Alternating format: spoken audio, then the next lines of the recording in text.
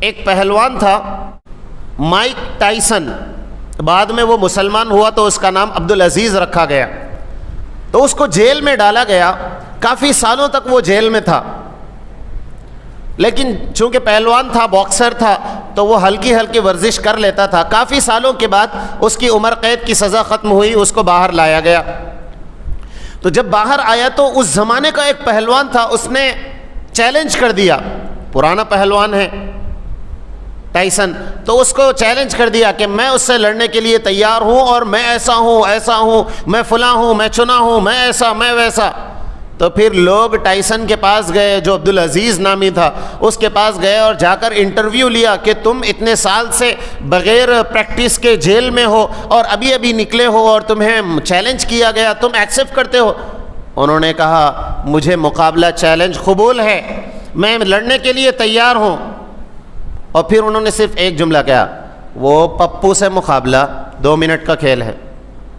اب جب یہ الفاظ اس نے کہے تو ایک ہیبت اس باکسر کے دل میں، پپو بول رہا میرے کو، جبکہ اس زمانے کا سب سے بہادر میں ہوں، تو اس کا مطلب انہیں کیا کیا تیاری کرا کہ جیل میں۔ تو ٹینشنلی وہ خود بخود دماغ سے کمزور ہونا شروع ہوا، پتہ نہیں وہ کیسا کیسا پریکٹس کر کے آیا، جب مقابلہ شروع ہوا تو 2 منٹ میں چت ہو گیا۔ ذہن اس کو ہرا رہا تھا اس دن سے، جس دن وہ انٹرویو لیا گیا۔ آدمی ذہن سے زندگی ہار جاتا ہے، اس کا ذہن، اس کی ایک موٹی مثال، ہم مثال کے طور پر ایک کمرے میں گئے اور بلی جو ہے جیسے ہی دروازہ کھولے اس میں بلی ہے، اگر ہم داخل ہوئے اور کمرے میں بلی ہے، کھڑکی کھلی ہے تو بلی کیا کرتی؟ اگر آپ کچھ مارنے کے لیے کچھ بھی ڈنڈا لیے، کچھ لیے، کپڑا لیے، تو بلی فوراً آپ کو دیکھے گی اور راستہ دیکھے گی۔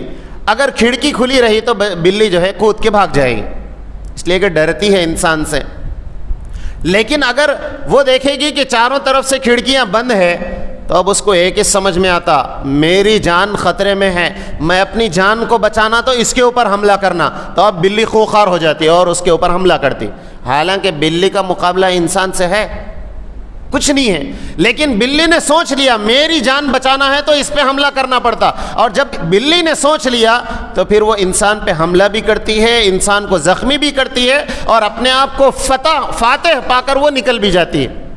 ہو رہی نا بات بھائی؟ کہاں 80 کلو 90 کلو کا انسان، طاقتور انسان، اور کہاں بلی 2 کلو کی۔ لیکن جب وہ سوچ لیتی ہے کہ مجھے اپنی جان بچانا ہے تو اس سے مقابلہ کرنا پڑے گا، تو وہ پھر مقابلہ کرتی بھی ہے، فاتح بھی ہوتی ہے۔ اور جب ڈرتی ہے تو معصوم بچہ، وہ 2 سال کا جس کو ہوش بھی نہیں رہتی کپڑوں کی، ان بھی بال لے کے مارے تو بھاگ جاتی۔ انسان کی سوچ اس کو مضبوط بناتی ہے، انسان کی سوچ پہلوان کو بھی کمزور تر بنا دیتی ہے۔